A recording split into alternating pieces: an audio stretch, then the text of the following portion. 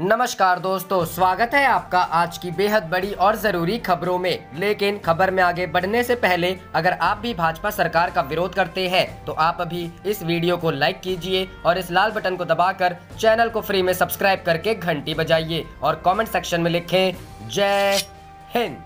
रुख करते हैं पहले खबर की तरफ। राजस्थान, सचिन पायलट के पास कुछ नहीं, वे महज बीजेपी के हाथ में खेल रहे। डिप्टी सीएम के खिलाफ एक्शन पर बोले सीएम अशोक गहलोत। जी हां दोस्तों, राजस्थान के मुख्यमंत्री अशोक गहलोत ने मंगलवार को कहा कि बगावत करने वाले सचिन पायलट के हाथ में कुछ नहीं है और वे केवल भाजपा के हाथ में खेल रहे हैं। राज्यपाल कलराज मिश्रा से मुलाकात करने के बाद गहलोत ने संवाददाताओं से कहा कि भाजपा मध्य प्रदेश के खेल को राजस्थान में भी दोहराना चाहती थी और यह सब पिछले 6 महीने से चल रहा था। गहलोत ने कहा कि पायलट व उनके साथ गए अन्य मंत्रियों विधायकों को मौका दिया गया, लेकिन वे ना तो सोमवार को और ना ही मंगलवार को कांग्रेस विधायक दल की बैठक में आए। पायलट सहित 3 मंत्रियों को उनके पदों से हटाए जाने के फैसले की ओर इशारा करते हुए उन्होंने कहा कि पार्टी ने मजबूर होकर यह फैसला किया है। गहलोत ने कहा, आज के फैसले से कोई खुश नहीं है, ना पार्टी ना आला कमान। उन्होंने कहा, आखिर में मजबूरी हमें हाईकमान को फैसला करना पड़ा, क्योंकि पिछले काफी लंबे अरसे से भारतीय जनता पार्टी जो षड्यंत्र कर रही थी, इसे लेकर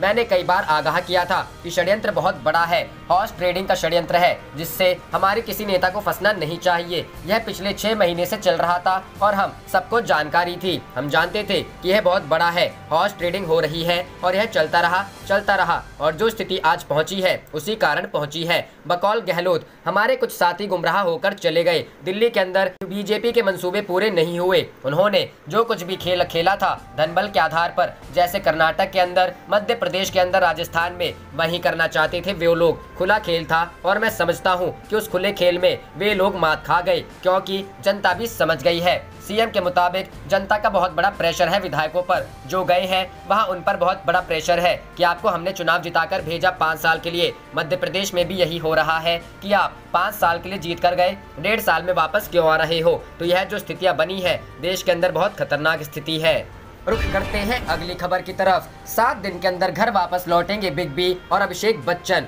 जी हां दोस्तों, शनिवार देर रात सदी के महानायक अमिताभ बच्चन ने अपने ट्विटर हैंडल पर यह ऐलान किया कि वह कोरोना से संक्रमित है, जिसके बाद से ही देश भर में दुआओं का सिलसिला जारी है। वहीं इस चौंका देने वाली खबर के बाद पूरे बच्चन परिवार का कोरोना टेस्ट किया गया, जिसमें जया बच्चन के अलावा बिग बी के परिवार से अभिषेक बच्चन, ऐश्वर्या राय बच्चन और उनकी बेटी आराध्या बच्चन भी कोरोना पॉजिटिव पाई गयी। 7 दिन के अंदर घर वापस लौटेंगे बिग बी और अभिषेक बच्चन। वहीं एक तरफ जहां अमिताभ अपने बेटे अभिषेक के साथ मुंबई के नानावटी अस्पताल में भर्ती है, तो वहीं ऐश्वर्या और उनकी बेटी आराध्या को होम क्वारंटाइन किया गया है। इसी बीच अब अमिताभ और अभिषेक के हेल्थ को लेकर अपडेट आया है, जिसे सुनकर उनके फैंस को राहत मिलने वाली है। जी हां, डॉक्टर्स का कहना है कि अमिताभ और अभिषेक बच्चन को अपना इलाज के लिए कम से कम 7 दिन हॉस्पिटल में रहना होगा। ताज़ा रिपोर्ट के अनुसार दोनों की सेहत में पहले से ज्यादा सुधार देखने को मिल रहा है। दोनों की हालत में तेजी से सुधार। नानावटी अस्पताल की रिपोर्ट की माने तो अमिताभ बच्चन और अभिषेक बच्चन की हालत स्थिर बनी हुई है। दोनों की हालत में तेजी से सुधार हो रहा है,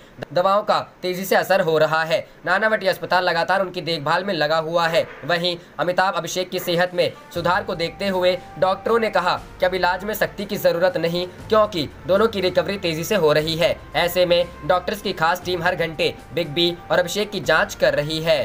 रुख करते हैं अगली खबर की तरफ। पेट्रोल डीजल पर बढ़े टैक्स से 2.25 लाख करोड़ रुपए कमाएगी मोदी सरकार। दुनिया में दाम घटते गए, भारत में होता रहा इजाफा। जी हां दोस्तों, लॉकडाउन के बाद से पेट्रोल और डीजल पर बढ़े टैक्स से मोदी सरकार को 2.25 लाख करोड़ रुपए की मोटी कमाई होने का अनुमान है। यह स्थिति तब है जबकि दुनिया भर में क्रूड ऑयल की कीमतें ऐतिहासिक गिरावट के दौर में है। ब्लूमबर्ग इंटेलिजेंस के मुताबिक सरकार और तेल कंपनियों को हर दिन बढ़े हुए टैक्स से 730 करोड़ रुपए की अतिरिक्त कमाई हो रही है। इसी रकम को सालाना तौर पर जोड़कर देखा जाए तो यह 2.25 लाख करोड़ रुपए हो जाती है। जानकारों के मुताबिक बीते वित्त वर्ष में केंद्र और राज्य सरकारों को पेट्रोलियम सेक्टर से कुल 5.5 लाख करोड़ रुपए का राजस्व मिला था। अर्थव्यवस्था के जानकारों का कहना है कि इससे सरकार को कोरोना संकट से निपटने में मदद मिलेगी। इस दौर में सरकार को टैक्स से मिलने वाली आय में कमी आई है और दूसरी तरफ गरीबों के लिए राहतों के ऐलान से खर्च में इजाफा हुआ है। ऐसी स्थिति में सरकार बजट संतुलन बनाने के लिए पेट्रोलियम से मिलने वाले इस अतिरिक्त कर का इस्तेमाल कर सकती है।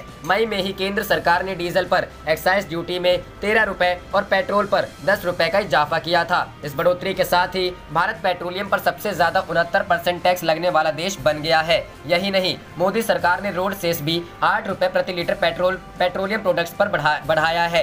एक तरफ केंद्र सरकार ने इजाफा किया है तो दूसरी तरफ राज्य सरकारों ने भी वैट में इजाफा करके कोरोना संकट से निपटने की काट ढूंढ ली है। दिल्ली, आंध्र प्रदेश, असम और पश्चिम बंगाल सरकारों का कहना है कि कोरोना से निपटने के लिए लागू हुए लॉकडाउन के दौरान उनके राजस्व में 90% तक की कमी आई है। ऐसे में राज्यों ने भी टैक्स में कमी की भरपाई के लिए पेट्रोल और डीजल पर ड्यूटी बढ़ाकर अपना खजाना भरने की कोशिश की है। रुख करते हैं अगली खबर की तरफ। सपा अध्यक्ष अखिलेश यादव ने कहा, भाजपा शासन में सड़क से जेल तक संचालित हो रहे सिंडिकेट। जी हां दोस्तों, समाजवादी पार्टी के राष्ट्रीय अध्यक्ष व यूपी के पूर्व मुख्यमंत्री अखिलेश यादव ने कहा कि भाजपा शासन में प्रदेश में सड़क से लेकर जेल तक अपराधियों द्वारा सत्ता संरक्षित सिंडिकेट संचालित किए जा रहे हैं। सिद्धार्थनगर जिला जेल में कैदियों द्वारा कमीशन देकर रकम गंवाने का रैकेट सामने आया है। अलीगढ़ में भाजपा नेता पूर्व मेयर के पति ने चेकिंग के दौरान हेलमेट नहीं पहनने पर पुलिस कर्मियों के टोकने पर उन्हें धमकी दी। सत्ता की हनक में भाजपा नेता व उनके रिश्तेदार अपनी मर्जी के मालिक बन बैठे हैं,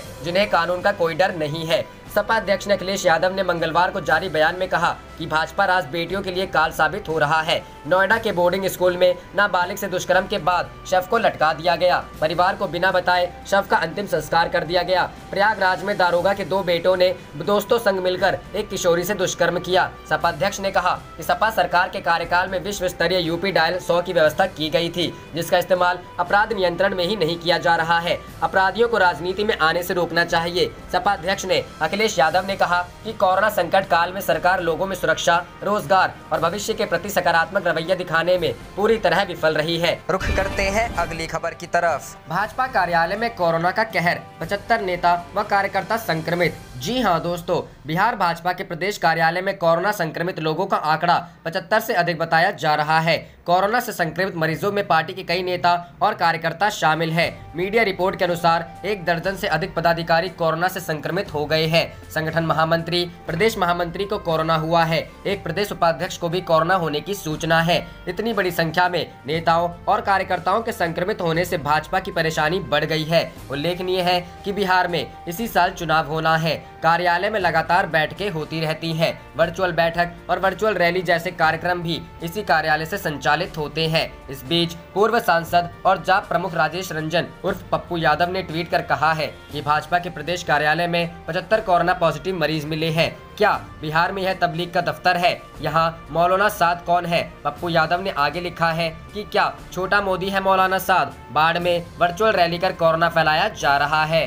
रुख करते हैं अगली खबर की तरफ। बिहार चुनाव 2020, तेजस्वी यादव ने भाजपा की वर्चुअल रैली पर लगाया तेजी से कोरोना फैलाने का आरोप। जी हां दोस्तों, बिहार में इन दिनों विधानसभा चुनाव की सुगबुगाहट है, जिसको लेकर सूबे में एक दूसरे सियासी दलों पर आरोप प्रत्यारोप आए दिन लगाए जा रहे हैं। इसी कड़ी में लालू के बेटा एवं राजद नेता तेजस्वी यादव ने मंगलवार को ट्वीट कर राज्य में लगातार बढ़ कोरोना संक्रमण को लेकर चिंता जताई। तेजस्वी ने चिंता जताते हुए लिखा कि सूबे में सीएम नीतीश कुमार के परिवार समेत मुख्यमंत्री आवास से जुड़े करीब 85 लोग कोरोना संक्रमित हो गए हैं। इसके अलावा तेजस्वी यादव ने लिखा कि भाजपा की वर्चुअल रैली की वजह से 75 भाजपाई कोरोना पॉजिटिव हो गए हैं। बिहार के मुख्य सचिव और सचिवालय के अनेक कर्मचारी भी कोरोना संक्रमित हो गए हैं। अन्य ट्वीट में तेजस्वी यादव ने लिखा कि जब राज्य में मुख्यमंत्री, डिप्टी सीएम और अन्य बड़े नेता और प्रशासनिक अधिकारी तक सुरक्षित नहीं है तो आम जनता कैसे सुरक्षित हो जाएगी।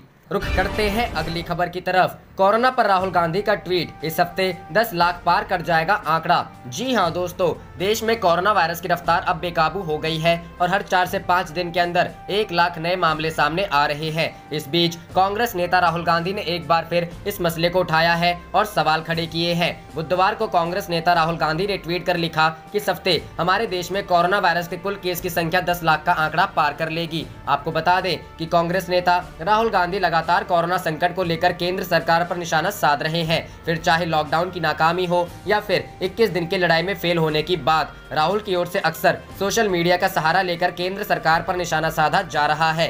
कांग्रेस नेता राहुल गांधी ने इस ट्वीट के साथ विश्व स्वास्थ्य संगठन के उस बयान को भी साझा किया है जिसमें दावा किया गया है कि कोरोना वायरस अभी और भी खतरनाक होगा और ऐसे वक्त में ना तो वैक्सीन काम आएगी और ना ही कोई इम्यूनिटी बूस्टर। साथ ही WHO ने कई देशों के कोरोना वायरस से निपटने के तरीके पर भी सवाल खड़े किए हैं। गौरतलब है कि देश में कोरोना वायरस के कुल आंकड़ों की संख्या 9 लाख के पार चली गई है और पिछले काफी दिनों से अब हर रोज 25,000 से अधिक मामले सामने आ रहे हैं, यानी देश में हर 4 या 5 दिन में 1 लाख नए केस जुड़ रहे हैं। हालांकि देश में कोरोना वायरस को मात देकर ठीक होने वालों की संख्या में काफी अधिक है। 9 लाख कुल केस में से 5 लाख मरीज ठीक हो चुके हैं। रुख करते हैं अगली खबर की तरफ। बिहार कांग्रेस प्रवक्ता राजेश राठौड़ ने सरकार से की मांग, अभी नहीं हो राजनीतिक कार्यक्रम। जी हां दोस्तों, बिहार में कोरोना के मामले लगातार बढ़ रहे हैं और कई नेता भी इसकी चपेट में आ रहे हैं। इसे देखते हुए कांग्रेस प्रवक्ता राजेश राठौड़ ने आज बड़ा बयान दिया है। उन्होंने मांग की है कि कोरोना काल में राजनीतिक कार्यक्रम नहीं होना चाहिए। उन्होंने कहा है कि लोग रहेंगे तभी चुनाव होगा, सभी दलों को इसके लिए आगे आना चाहिए। बीजेपी और जेडीयू पर राजनीतिक कार्यक्रम करने को लेकर निशाना साधते हुए उन्होंने कहा है कि बोले व्यवस्था नहीं होने की वजह से लॉकडाउन लगाना पड़ रहा है, लोग संक्रमित हो रहे हैं लेकिन सरकार चुप्पी साधे हुए है। वहीं कोरोना संक्रमण बढ़ने के लिए आरजेडी ने भी बिहार सरकार को जिम्मेदार ठहराया है। आरजेडी प्रवक्ता मृत्युंजय तिवारी ने कहा है कि राज्य सरकार को इसे लेकर जवाब देना होगा। सरकार की ओर से संक्रमण रोकने के इंतजाम नहीं किए गए हैं। कांग्रेस प्रवक्ता राजेश राठौड़ के बयान पर बीजेपी ने भी प्रतिक्रिया दी है। एक कार्यक्रम के दौरान बीजेपी प्रवक्ता निखिल आनंद ने कहा है कि बीजेपी की ओर से कोई सार्वजनिक कार्यक्रम नहीं किया जा रहा है। हम विपक्ष से भी आग्रह करते हैं, राजनीति ना करें, कोरोना के खिलाफ लड़ाई सबको मिलकर लड़नी होगी।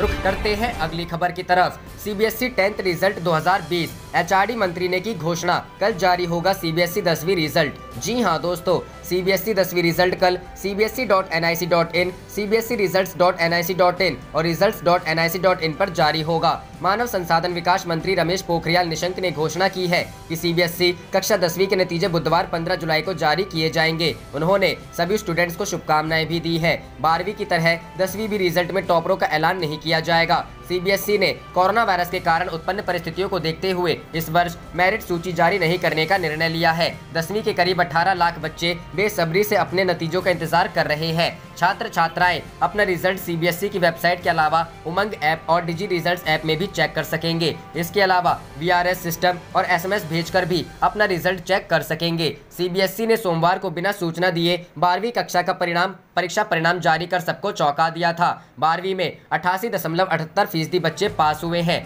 लड़कियों का पास प्रतिशत लड़कों की तुलना में 5.96% बेहतर रहा। दिल्ली के छात्रों के रद्द हुए थे पेपर। आपको बता दें कि सीबीएसई 10वीं और 12वीं की परीक्षाएं 15 फरवरी 2020 से शुरू हुई थी, जिसमें 10वीं का अंतिम पेपर 18 मार्च को था। दिल्ली के कुछ इलाकों में कोरोना वायरस से पहले दंगा भड़का था, जिस कारण से सीबीएसई पूर्वी दिल्ली के परीक्षा केंद्रों की परीक्षाएं स्थगित कर दी गई थी। दिल्ली के इन इलाकों की परीक्षाएं पहले कराई जानी थी, लेकिन सुप्रीम कोर्ट के निर्देश के बाद सीबीएसई ने कोरोना वायरस संकट को देखते हुए 10वीं और 12वीं परीक्षाएं रद्द करने का फैसला किया था। ऐसे में दिल्ली के सीबीएसई 10वीं के छात्रों का result internal assessment, project work और असाइनमेंट वर्क के आधार पर जारी किया जाएगा। सीबीएसई ने सुप्रीम कोर्ट को बताया था कि सीबीएसई 12वीं के छात्र जो असेसमेंट मार्क्स से संतुष्ट नहीं होंगे, उन्हें बाद में परीक्षा में बैठने का मौका दिया जाएगा, जबकि 10वीं के छात्रों का यह असेसमेंट से जारी किया गया रिजल्ट ही अंतिम रिजल्ट होगा।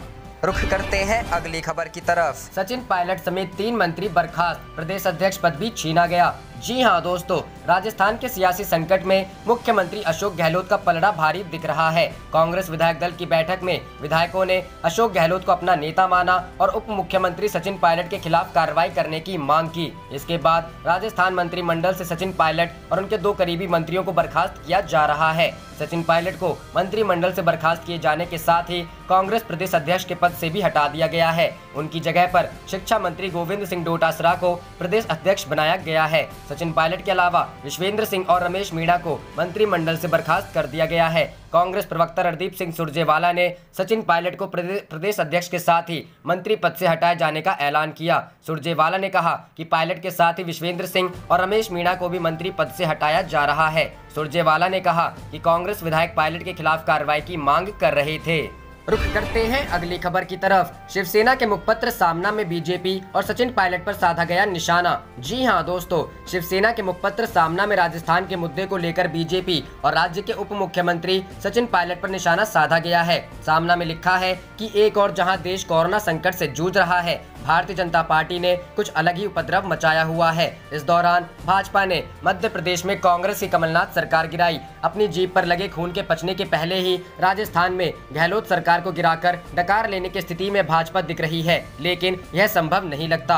मध्य प्रदेश में कांग्रेस के ज्योतिरादित्य सिंधिया 22 विधायकों के साथ भाजपा में विलीन हो गए। सिंधिया को इनाम के रूप में राज्यसभा मिली। भविष्य में वे मंत्री भी बनेंगे। जब मध्य प्रदेश का निवाला निकला तभी लोग आश्वस्त थे कि अगला नंबर राजस्थान का होगा। शर्त लगाकर कहा गया कि उप मुख्यमंत्री सचिन पायलट ज्योतिरादित्य सिंधिया की राह पर ही चलेंगे। यह सच होता दिख रहा है। सचिन पायलट 30 विधायकों के साथ राजस्थान में बगावत कर रहे हैं, ऐसी बात की जा रही है, लेकिन ये आंकड़ा ज्यादा दिखाई जा रहा है। 200 सदस्यीय राजस्थान विधानसभा में कांग्रेस के 107 और भाजपा के 72 विधायक हैं। निर्दलीय और अन्य विधायक भी सरकार के साथ थे। उनमें से कुछ परंपरा के अनुसार बाढ़ पर जाकर बैठे हैं। पायलट का दावा है कि कांग्रेस सरकार अब अल्पमत में है। हालांकि पायलट की बात सच भले ही हो, लेकिन सरकार का भविष्य विधानसभा में तय होगा।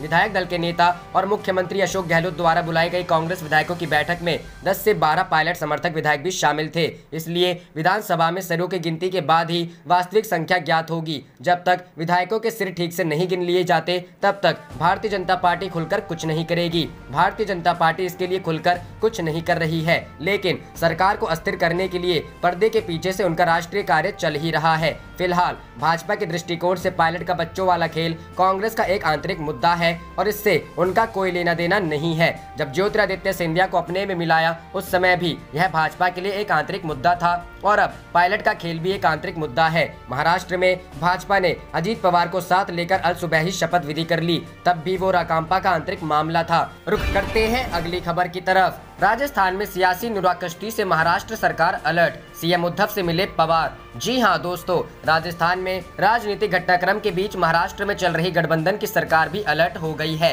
राष्ट्रवादी कांग्रेस पार्टी प्रमुख शरद पवार ने मुख्यमंत्री उद्धव ठाकरे से मुलाकात की है। बताया जा रहा है कि दोनों नेताओं के बीच राजस्थान के सियासी घटनाक्रम को लेकर चर्चा हुई है। सीएम उद्धव और शरद पवार के बीच राजस्थान के घटनाक्रम के अलावा महाराष्ट्र में अहम ब्यूरोक्रेटिक नियुक्ति को लेकर भी चर्चा हुई है। असल में शरद पवार ने सीएम उद्धव ठाकरे से 6 जुलाई को भी मुलाकात की थी। कहा जा रहा था कि एनसीपी और शिवसेना के बीच मुंबई में आईपीएस अधिकारियों के तबादले को लेकर कुछ तकरार है। महाराष्ट्र में चूंकि गृह मंत्रालय एनसीपी के पास है, ऐसे में मुंबई में आला पुलिस अधिकारियों के तबादलों के सारे फैसले गृह मंत्री अनिल देशमुख ले रहे हैं। शिवसेना चाहती है कि किसी भी तरह के तबादले की जानकारी उनके पास होनी चाहिए। बहरहाल शरद पवार से पहले कांग्रेस के प्रदेश अध्यक्ष और राजस्व मंत्री बाला साहब थोराट ने भी सीएम उद्धव ठाकरे से मुलाकात की थी। दिलचस्प बात यह है कि शिवसेना के मुखपत्र सामना के कार्यकारी संपादक संजय रावत से शरद पवार ने अपने इंटरव्यू में कह चुके हैं कि महाराष्ट्र में गठबंधन सरकार में सहयोगी पार्टियों के बीच और अधिक बातचीत करते रहने की जरूरत है। बता दें कि महाराष्ट्र में भारतीय जनता पार्टी के कुछ नेता अक्टूबर में कुछ आश्चर्यजनक घटने की बात कहते रहे हैं। रुख करते हैं अगली खबर की तरफ। बिहार, बढ़ते कोरोना संक्रमण पर तेजस्वी का तंज, सीएम मंत्री सुरक्षित नहीं तो आम आदमी का क्या। जी हां दोस्तों, बिहार में कोरोना वायरस से संक्रमण के मामले तेजी से बढ़ रहे हैं। नीतीश कुमार के नेतृत्व वाली राष्ट्रीय जनतांत्रिक गठबंधन सरकार में गठबंधन सहयोगी भारतीय जनता पार्टी के कार्यालय में भी कोरोना ने दस्तक दे दी है। भाजपा कार्यालय के नेता, स्टाफ समेत कुल 75 लोग कोरोना से संक्रमित हो गए हैं। अब इसे लेकर विपक्षी राष्ट्रीय जनता दल ने मोर्चा खोल दिया है। बिहार विधानसभा में विपक्ष के नेता आरजेडी के तेजस्वी यादव ने ट्वीट कर कहा है कि वर्चुअल रैली के कारण भाजपा के 75 नेता संक्रमित हुए हैं। उन्होंने नीतीश सरकार पर तंज भी किया। कोरोना के मुद्दे पर शुरू से ही प्रदेश सरकार के खिलाफ आक्रामक रहे तेजस्वी ने ट्वीट कर कहा कि जब मुख्यमंत्री और उप मुख्यमंत्री सुरक्षित नहीं तो आम आदमी का क्या। आरजेडी नेता मुख्यमंत्री नीतीश कुमार पर भी जोरदार हमला बोला। उन्होंने कहा कि मुख्यमंत्री आवास में 85 लोग परिवार समेत कोरोना से संक्रमित हो गए। तेजस्वी इतने पर ही नहीं रुके। उन्होंने कहा कि उप मुख्यमंत्री आवास के निजी स्टाफ सहित अनेक लोग भी कोरोना की चपेट में आ गए। तेजस्वी यादव ने कहा कि प्रदेश के मुख्य सचिव और सचिवालय के कई कर्मचारी भी कोरोना वायरस से संक्रमित हो चुके हैं। गौरतलब है कि भाजपा दफ्तर के स्टाफ और नेताओं समेत लगभग 100 लोगों का 13 जुलाई को कोरोना टेस्ट कराया गया था। इनमें से 75 लोगों के कोरोना टेस्ट की रिपोर्ट पॉजिटिव आई है। बिहार में कोरोना के संक्रमण के एक्टिव केस 5500 के करीब पहुंच गए हैं। आप देख रहे थे आपका अपना चैनल जय हिंद जय भारत।